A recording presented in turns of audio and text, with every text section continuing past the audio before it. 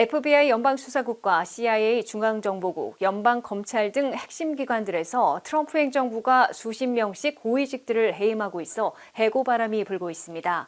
1차 해임 대상은 전임 행정부 시절 트럼프 대통령과 의사당 점거 사태를 수사했던 책임자들로 나타났습니다. 한면태 기자의 보도입니다. 정권이 바뀌면 정무직들의 물갈이는 당연한 수순이지만 수사와 정보를 담당하고 있는 베테랑 고위직 인사들은 손대지 않는 게 관례인데 트럼프 행정부는 이를 완전히 깨고 있습니다. FBI 연방수사국, CIA 중앙정보국, NSA 국가안보국, 연방검찰 등 핵심 기관들에서 대대적인 숙청의 피바람이 불고 있습니다. 1차 해임 대상들은 트럼프 대통령과 1월 6일 의사당 점거 사태를 수사했던 연방검사들, FBI 고위직 등이며 CIA와 NSA 등 정보기관들에서는 일반 연방 공무원들처럼 자진 사임 아니면 해고라는 제안을 제시받고 있다고 월스트리트저널이 보도했습니다. 연방법무부는 잭 스미스 전 특별검사의 트럼프 대통령 수사에 앞장섰던 연방검사들 12명을 전격 해임했습니다. 또한 트럼프 대통령과 의사당 점거 사태 등에 대한 수사를 맡았던 연방검사들이 법무부에서 12명 이상에 이어 워싱턴 연방검찰청에서는 30명 이상이 한꺼번에 해임됐다고 월스트리트저널은 밝혔습니다. FBI 연방수사국에서는 의사당 점거 사태를 수사했던 책임자 등 고위직 6명이 사표를 냈거나 해임됐습니다. 전격 해임된 FBI 최고위직 6명 중에는 9.11 테러 사태를 수사했던 베테랑과 지난해 트럼프 암살 시도 사건을 수사한 책임자도 포함되어 있습니다. FBI에서는 테러리즘 태스크포스, 사이버 범죄와 중국 러시아 스파이 행위 저지 전담반에서도 불법 체류자 체포 추방 작전에 동참하라는 명령이 내려져 테러나 사이버 공격, 스파이 행위 차단에 구멍이 뚫릴 수 있다는 우려를 사고 있다고 월스트리트저널은 전했습니다. 트럼프 대통령 개인 변호사에서 연방법무부 서열 2위인 부장관에 지명된 에밀 보버 부장관 대행은 FBI 6개 지부장들에게도 불법 체류자 체포와 추방 작전에 나서라고 지시해 각 지역 범죄 해결에 차질을 빚지는 않을까 우려되고 있습니다. 3만 8천 명의 인원이 근무하고 있는 FBI 연방수사국에서는 상당수 인력이 불법 체류자 체포와 마약 카르텔, 외국인 갱단 분쇄의 임무를 옮기고 있습니다. 트럼프 행정부의 첫 FBI 국장으로 지명된 캐시 파텔 지명자는 5천 명은 감축할 것임을 시사하고 있다고 월스트리트저널은 전했습니다. CIA 중앙정보국, NSA 국가보안국 등 미국의 정보기관들에서는 얼마나 많은 고위직들을 해임하고 있는지 공개되지 않고 있으나 전 직원을 상대로 일반 공무원들처럼 스스로 그만두거나 아니면 부서 감축으로 해고될 수 있다는 경고장이 보내진 것으로 월스트리트저널은 전했습니다. 트럼프 행정부는 연방정부 기관들의 감사관들 12명도 해임시켰습니다. 바이든 행정부에서 은행 연체 수수료 낮추기 등 소비자 보호 규정을 잇따라 내놓았던 CFPB, 즉 소비자 금융보호국장을 전격 경질했습니다. 대선 전에서 공개리에 트럼프 대통령을 히틀러에 비유하며 비난했던 마크 밀리 전 합참의장에 대해서는 비밀 취급 인가를 박탈한 것은 물론 펜타곤 청사했던 사성 장군의 활동 사진들을 전부 없애버렸습니다. 이에 따라 사법, 정보기관들에 이어 펜타곤, 미군 장성들에 대한 숙군 작업이 벌어질 것으로 예상되고 있습니다. WKTV 뉴스 한면택입니다. 트럼프 행정부가 연방기관, 연방공무원 대폭 감축에서 첫 번째 타자로 꼽은 USAID 대외원조처의 10,000명 직원 가운데 290명을 남기고 거의 모두 해고하는 해고 태풍이 몰아치고 있습니다. 트럼프 행정부는 9월 말까지 임금을 보장받고 자진 퇴직하라는 바이아웃, 즉 사전 계약 해지 신청 마감은 법원의 일시 중지 명령에 따라 6일 자정에서 10일 자정으로 연기했습니다. 트럼프 행정부의 연방 공무원 해고 칼날이 매서운 해고 태풍으로 몰아치고 있습니다. 트럼프 행정부는 230만 연방 공무원들 절반을 감축하려는 보관으로 알려지고 있습니다. 1번 타자로 꼽힌 USAID 대외 원조처에선 10,000명 이상의 직원들 가운데 290명만 남기고 거의 모두 해고하려는 것으로 나타났습니다. 보건과 인도적 지원 전문가 290명만 남기고 국무부 산하로 보내 통제받게 됩니다. USAID에 배속돼 빈곤국을 중심으로 외교관 역할을 해온 포린 서비스 오피서들은 30일 안에 워싱턴으로 귀환하라는 명령을 받았습니다. 트럼프 행정부는 이와 동시에 USAID가 대외 지원을 위해 맺은 연방 수주 컨트랙 800건 이상을 전면 취소했습니다. 대외 원조처는 대외 원조 업무에 필수적인 인력들이 많다며 더 많은 직원들을 유지해 줄 것을 요청했으나 트럼프 인사관리국은 이를 받아들이지 않은 것으로 나타났습니다. 트럼프 행정부가 모든 연방 공무원들에게 9월 말까지 봉급과 베네핏을 유지해주는 조건으로 자진 퇴직할 수 있는 바이아웃, 즉 사전 계약 해지 프로그램은 당초 2월 6일 자정 마감할 예정이었으나 10일 자정으로 수일 연기됐습니다. 공무원 노조의 소송을 제기받은 연방지법에서 일시 접수 중지 명령을 내렸고 트럼프 백악관은 법원의 청문회가 열리는 10일 자정으로 마감 시한을 연장했습니다. 6일 자정 1차 마감 시한까지 자진 퇴직을 신청한 연방 공무원들은 6만 명 정도인 것으로 미 언론들은 보도하고 있습니다. 당초 이 사전 계약 해지 플랜을 제시하면서 연방 공무원 230만 명 중에 5% 내지 10%는 수용할 것으로 공개 예상했는데 10만 명 내지 20만 명에는 크게 못 미치고 있습니다. 상당수 연방 공무원들은 이 플랜을 이용하지 않고 버티다가 USAID처럼 부처나 부서, 직책이 아예 사라지면 해고당할 위험이 높아 크게 걱정하고 있습니다. 반면 트럼프 행정부가 9월 말까지 임금과 베네핏을 유지할 것으로 공언하고 있으나 이를 보장하진 않고 있다며 이를 불신하고 있다고 상당수 공무원들은 토로하고 있습니다. 트럼프 행정부의 연방기관과 연방 공무원 절반 감축은 초고속으로 강행될 것으로 보입니다. 백악관 OMB 예산관리실장으로 상원 인준까지 받은 러셀 보우트 신임 실장이 헤리티지 재단이 트럼프 2기의 집권 청사진으로 제시한 프로젝트 2025의 설계자 중 한 명이기 때문입니다. 프로젝트 2025에서는 연방정부 부처나 기관들 가운데 연방교육부를 폐지하고 국토안보부를 산하기관별로 독립시키며 FBI 연방수사국의 해체와 재정비까지 담고 있어 대대적인 공직사회 개혁이 예고되고 있습니다.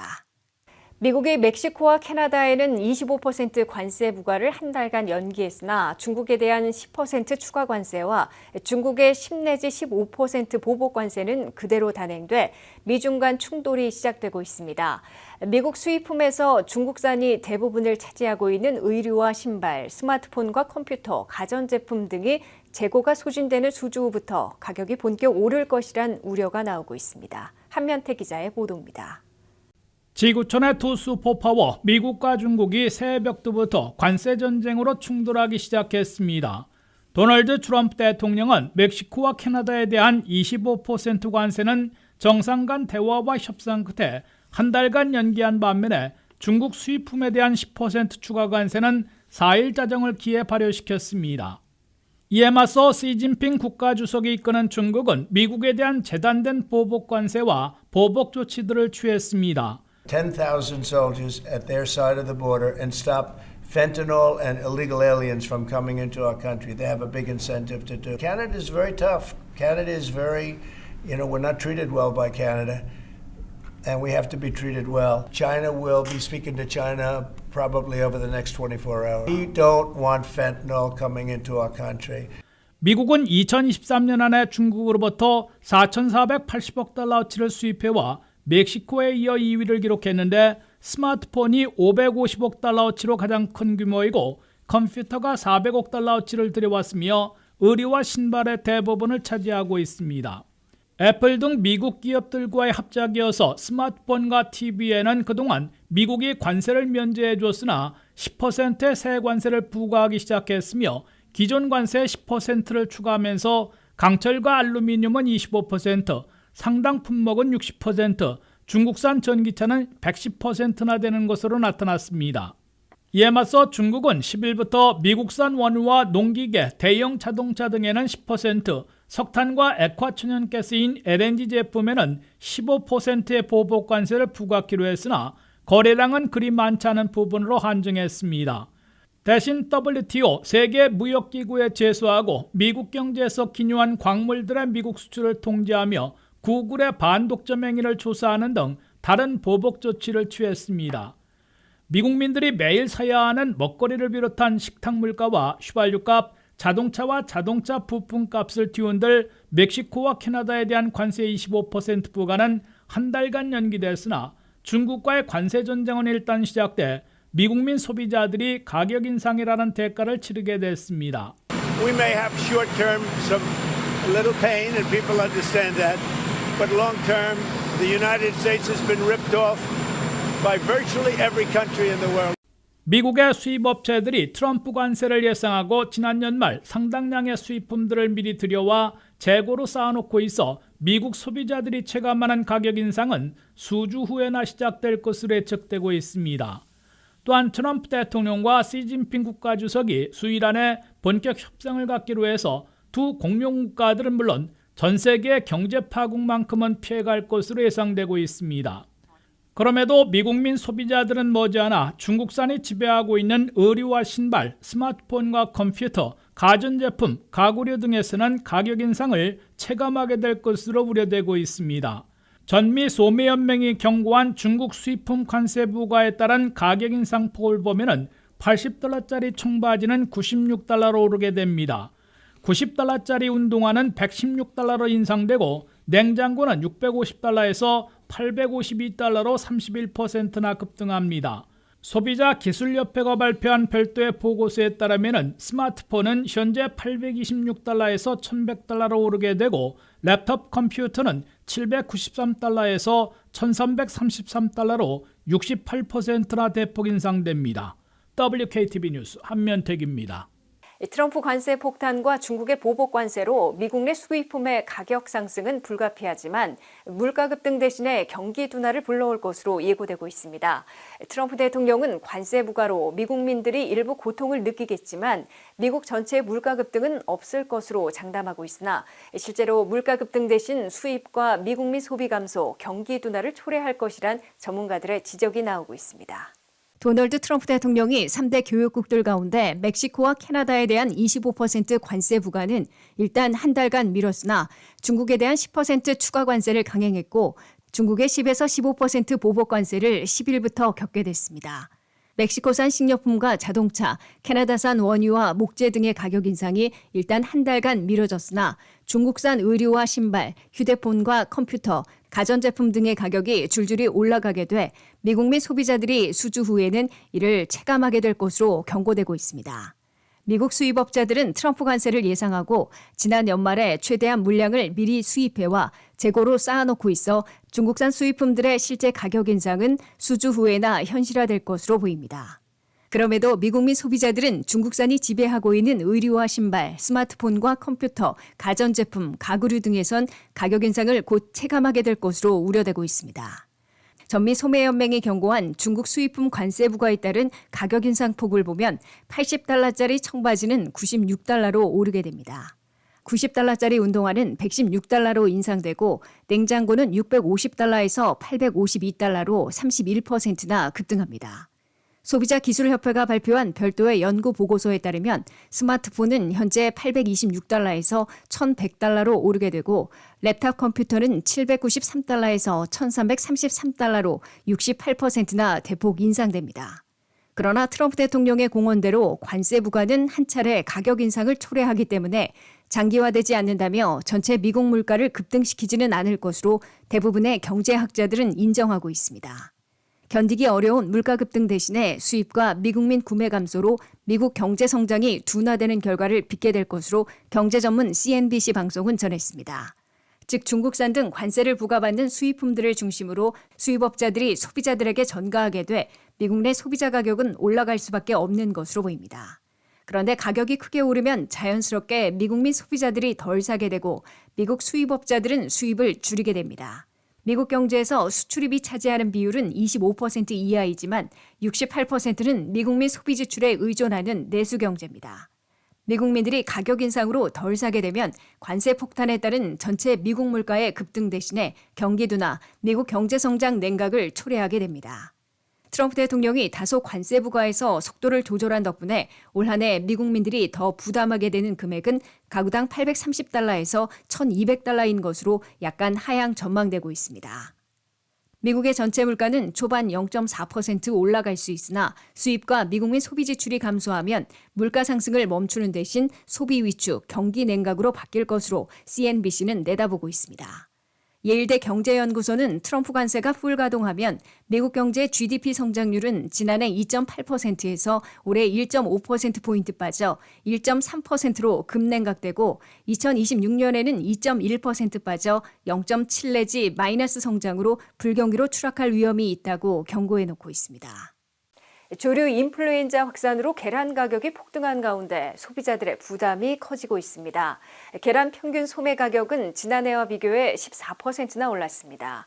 계란 부족 사태가 지속되면서 주요 지역의 식당에서는 계란의 추가 비용을 받고 있습니다. 홍의진 기자의 보도입니다. 계란값이 지난해 11월 이후 오름세가 지속되고 있습니다. 상승의 이유는 조류 인플루엔자, 즉 조류 독감의 확산으로 보입니다. 계란 가격이 오르는 가운데 일부 식당에서는 계란의 추가 비용을 받는 상황까지 일어나며 소비자들의 물가 부담이 가중되고 있습니다. 계란 가격은 주로 겨울철에 상승하는 경향을 보이는데 철새가 겨울철 이동을 하면서 조류 독감 바이러스를 전역 농가에 전파한다고 월스트리트 저널은 전했습니다. 일부 지역에서는 계란 공급이 어려워 일반 마트에서 계란 품귀 현상이 현저하게 벌어지고 있는 상황입니다. 계란값의 상승이 지속되는 상황에 와플하우스는 계란이 들어가는 메뉴에 5센트 추가 비용을 청구하고 있습니다. 와플하우스는 조류 인플루엔자 바이러스로 계란 품귀 현상에 추가 요금을 부과한다고 공지했습니다. 와플하우스는 가격 변동이 단기적이기를 바라지만 계란 부족 사태가 얼마나 오래 지속될지는 예측할 수 없다고 전했고 계란 가격을 지속적으로 지켜보고 가격이 내려가는 대로 추가 요금을 조정할 계획이라고 밝혔습니다. 계란 공급의 어려운 가운데 펜실베니아에서는 계란 수송 트럭이 통째로 도난당하는 황당한 일도 일어났습니다. 전문가들은 계란 공급 부족 사태가 지속될 경우 추가적인 가격 상승과 함께 도난 사건이 더 빈번해질 가능성이 있다고 우려하고 있습니다. 식당 관계자들은 기존보다 저렴한 계란으로 교체하고 있다고 밝히며 계란 교체에도 여전히 가격 부담이 지속되고 있어 액상 계란을 사용하는 방안을 고려 중이지만 여전히 계란 사용에 어려움을 겪고 있다고 설명했습니다. 지난 12월 한 달 동안 1,320만 마리의 산란계를 처분했지만 여전히 조류 독감의 확산이 지속되고 있는 상황이라고 분석했습니다. 한 시민은 예전에는 계란이 우리의 주식이었지만 지금은 그냥 밖에서 사 먹는 게 낫다며 격분했습니다. WKTV 홍의진입니다. 미국의 1월 실업률이 4%로 하락했으나 일자리 증가는 14만 3천 개에 그쳐 전달보다 절반 수준으로 급속 냉각됐습니다. 헬스케어에서 가장 많은 4만 4천 명을 늘렸으나 강세를 주도해온 프로 비즈니스 업종에서 1만 1,000명, 레저 호텔 식당에서 3천 명을 줄여 비상이 걸렸습니다. 한면택 기자의 보도입니다. 미국의 고용시장이 2025년 새해 새 정부가 출범한 1월에 다소 냉각된 성적을 보였습니다. 미국의 1월 실업률은 4%로 전달보다 0.1포인트 낮아졌다고 연방노동부가 발표했습니다. 그러나 1월 한 달 동안 일자리를 14만 3천 개 늘리는 데 그쳐 우려를 낳았습니다. 12월에 상향 수정된 30만 7천 개 증가에 비해 절반 수준으로 급속 냉각됐기 때문입니다. 경제 분석가들의 예측치 16만 9천 개 증가에도 못 미쳤습니다. 특히 2024년 한 해 전체에는 234만 6천 개의 일자리를 창출해 한 달 평균 19만 5,500개 증가를 기록했는데 새 1월에는 그보다 5만 개 이상 대폭 축소된 겁니다. 1월의 업종별 고용 상황을 보면 생산 분야에서 건설업은 4,000명, 제조업은 3,000명 늘린 반면에 광업에서 7,000명을 줄여 대조를 보이며 활력이 크게 떨어진 분위기였습니다. 서비스 분야에서는 전통적인 강세를 보여온 헬스케어에서 가장 많은 4만 4천 명을 늘렸습니다. 소매업종에서도 3만 4천 명, 소셜 지원에서 2만 2천 명을 증원해 양호한 성적을 보였습니다. 재정활동에서 7천 명을 늘렸습니다. 그러나 프로페셔널 비즈니스 업종에서 11,000명이나 감원했고 레저 호텔 식당 업종에서 3,000명을 줄여 우려를 자아냈습니다. 미국의 강력한 고용을 지탱해온 두 업종에서 마이너스를 기록해 경제 분석가들에게 놀라움을 안겨주고 있습니다. 정부에서는 연방 9,000명, 주정부 2,000명, 로컬 정부 2만 1,000명을 늘려 1월 앞에 3만 2천 명이나 증원했습니다. 하지만 미국의 고용시장은 트럼프 행정부가 출범부터 강하게 몰아치고 있는 불법 노동자 체포와 추방작전으로 일터에서 대거 잠적하는 사태가 반영되는 2월 고용 성적에서 얼마나 더 냉각될지 가늠해 볼 수 있어 예의주시되고 있습니다. 이와 함께 연방정부 공무원 230만 명에서 절반이나 감축하려는 트럼프 행정부의 해고 태풍이 시작돼 앞으로 미국 고용지표에서 상당한 변화를 가져올 것으로 예고되고 있습니다. 이 같은 고용 냉각에 연준의 기준금리 동결이 더 길어질 조짐을 보이고 있습니다. CME 그룹의 투자자들은 기준금리 동결 가능성을 3월 19일 93.5%, 5월 7일 73.2%로 잡은 데 이어 6월 18일에도 47%로 인하 가능성보다 약간 더 높게 잡고 있습니다. WKTV 뉴스 한면택입니다. 트럼프 행정부가 미 전역에서 신설하려던 고속도로상의 전기차 고속 충전소 건설을 중지시켰습니다. 올 봄에는 아예 폐지할 것으로 보이고 새 전기차에 $7,500씩 할인받을 수 있는 전기차 리베이트는 아직 살아있으나 입법을 통해 폐지할 것으로 예고하고 있습니다. 도널드 트럼프 대통령은 전임자의 전기나 재생에너지 중심 에너지 전환 정책을 중지하고 화석연료 위주의 에너지 독립 정책으로 회귀시키고 있습니다. 트럼프 행정부는 전기차에 대한 세제 혜택과 플랜을 백지화하는 작업에 착수했습니다. 트럼프 행정부는 각 주정부 교통국에 전국의 고속도로상에 설치하려던 전기차 고속 충전소 신설 작업을 중지하라고 지시했습니다. 트럼프 행정부는 이 지시에서 올봄 새 연방교통부의 가이드라인이 나올 때까지 전기차 충전소 건설을 중지토록 했으나 완전 폐지할 것으로 확실시되고 있습니다. 바이든 전임 행정부는 인프라 개선법에 따라 $55억 들여 고속도로상에 2023년까지 전기차에 고속 충전할 수 있는 50만 개의 포트를 건설하도록 목표를 세우고 각 지역에 예산을 배정해왔습니다. 바이든 행정부는 고속도로 고속 충전소 이외에도 $25억 별도 예산을 지원해 각 커뮤니티와 이웃에서 공공 전기차 고속 충전소를 세울 계획이었습니다.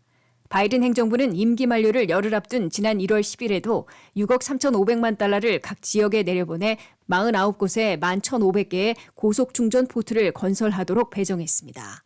그러나 고속도로상의 고속 전기차 충전 포트 건설은 그동안 매우 느리게 진행돼 고작 55곳만 신설됐는데 이제는 중단됐다가 백지화되는 운명을 맞고 있습니다.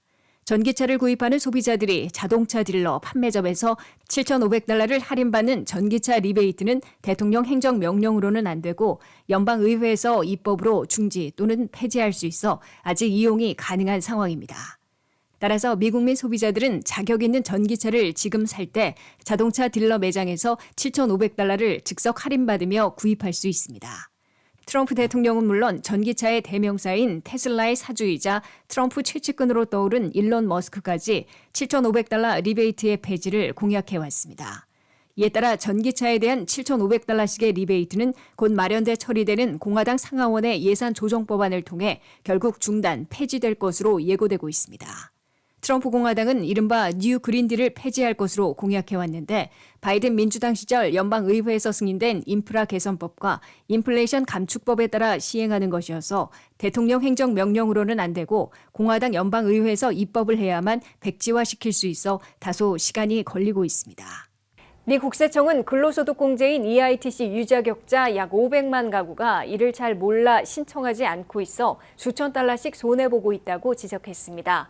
국세청은 EITC 근로소득공제로 지난 한 해 2,300만 가구에서 평균 $2,743를 환급받았다고 밝히고 이번 세금 보고에선 유자격자인지 확인하고 반드시 신청해달라고 요청했습니다. 미국에서 저소득층과 중산층 일부에 일하는 가정에서 받을 수 있는 EITC라는 근로소득 공제를 잘 모르고 신청하지 못해 수천 달러씩 손해보고 있는 납세 가정들이 매년 500만 가까이 되고 있는 것으로 IRS가 상기시켰습니다. 지난해 신고받은 2023년도 소득분에 대한 세금 보고에 따라 EITC 근로소득 공제를 받은 미국민 납세 가구는 2,300만 가구나 되는데 유자격자 중에 5가구당 1가구꼴인 460만 가구는 세금 보고 시 신청을 하지 않아 리펀드를 받지 못한 것으로 나타났습니다. 납세 가구 2,300만 가구가 EITC로 환급받은 평균액은 $2,743로 집계됐습니다. 결국 460만 가구는 EITC를 어떻게 신청하는지 모르거나 심지어 유자격자인지 몰라 세금 보고 시 클레임을 하지 않음으로써 수천 달러의 세금 환급을 받지 못한 것으로 나타났습니다.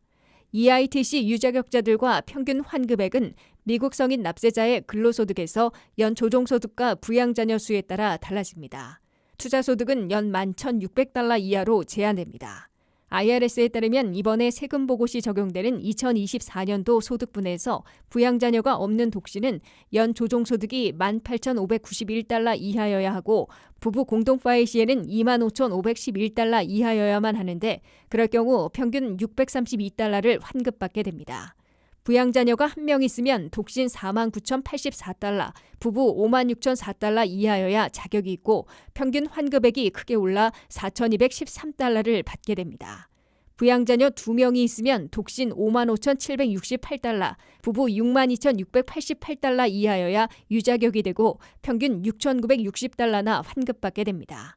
부양자녀 3명 이상이면 독신 59,899달러, 부부 66,819달러 이하여야 EITC 근로소득 공제를 신청할 수 있고 평균 7,830달러나 받게 됩니다. IRS에 따르면 지난해 세금 보고로 2,300만 납세 가구가 570억 달러를 환급받아 평균 2,743달러를 받은 것으로 나타났습니다.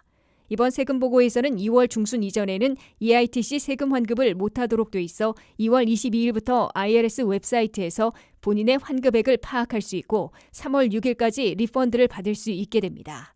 다만 세금 공제 혜택 중에서 잘 모르고 놓치는 사람들도 많지만 고의로 자격이나 부양자녀 등을 속여 신청하는 경우들도 흔해 IRS의 세무감사에서 주요 타겟이 되고 있습니다. 미국의 주택시장이 봄철에도 좀처럼 해빙될 조짐을 보이지 않고 있습니다. 새 집을 사기 위한 주택모기지 신규 신청이 지난주에도 4%나 또 하락하고 모기지 이자율은 7% 안팎에서 제자리하고 있는 반면 집값만 오르는 악순환이 지속되고 있고 악재들만 몰려오고 있습니다. 미국의 주택시장에선 봄철이 다가오고 있는데도 좀처럼 햇살이 들지 않아 해빙될 징후를 찾지 못하고 있습니다. 새 집을 구입하는 데 필요한 주택 모기지 신규 신청 건수는 지난주에도 전주보다 4%나 더 떨어졌다고 모기지 은행협회가 발표했습니다. 재용자 신청은 전주보다 12%나 늘어났으나 건수가 적었기 때문에 증가율은 의미가 없다고 모기지 은행협회는 밝혔습니다. 주택 모기지 이자율은 7% 안팎에서 제자리하고 있습니다. 30년 고정 모기지 이자율은 7.03%에서 6.97%로 내려갔지만 포인트는 0.63에서 0.64로 올라가 수주째 제자리하고 있는 것으로 간주되고 있습니다. 팔려고 내놓은 리스팅이 늘어나고 있고 1월 중에 15.6%는 리스팅 가격을 낮춘 것으로 집계됐으나 주택 거래는 30년 만에 최저치를 보이고 있습니다. 반면에 1월 중 승인된 주택 모기지의 평균 액수는 44만 7,300달러로 지난해 10월 이래 최고치를 갈아치웠습니다. 이는 매물 증가, 할인가에도 아직 내 집 마련 경쟁이 벌어지고 주택 거래는 저조해 집값만 계속 올라가는 악순환이 지속되고 있음을 보여주고 있다고 CNBC가 보도했습니다. 이 같은 추세로 미국의 주택시장은 봄철이 다가오고 있음에도 해빙을 시작할 조짐은 거의 볼 수 없는 상황이라고 CNBC는 관측했습니다. 주택 모기지 이자율은 연준의 기준금리 3연속 인하에 맞춰 크게 내려갈 것으로 기대했으나 물가가 다시 흔들리면서 1월 말 동결을 결정해 앞으로도 큰 폭의 하락을 기대하기 어려운 것으로 예상되고 있습니다. 미국민들의 대다수는 집값의 20%를 다운페이하고 80%를 모기지 융자를 받아 내 집을 사고 있어 모기지 이자율이 매우 중시되고 있습니다. 특히 주택 소유자들의 거의 절반은 모기지 이자율이 3에서 5% 사이에 저리로 갖고 있는 것으로 나타나 내 집을 팔고 새 집으로 이사하면서 7%의 높은 이자율로 바꾸기 어려운 상황이 지속되고 있습니다. 그러다 보니 팔려고 내놓은 매물이 아직도 사려는 사람들을 따라가지 못해 집값이 오르고 있는 것으로 분석됩니다. 여기에 트럼프 대통령은 연방 공유주에 민간에서 대규모 주택단지를 건설해 주택 공급을 크게 늘려 미국민들의 주거비를 낮출 것이라고 공약했으나 캐나다에 대한 25% 관세를 강행하면 목재를 비롯한 집 짓는 데 필요한 자재난으로 주택 신축이 목표에 미달하게 될 것으로 보입니다. 여기에 건설 현장에서는 서류 미비 외국인 노동자들이 30% 이상 차지해왔기 때문에 대대적인 불법 입국자 체포와 추방작전으로 대거 잠적하면 주택시장의 해빙은 훨씬 멀어질 것으로 우려되고 있습니다.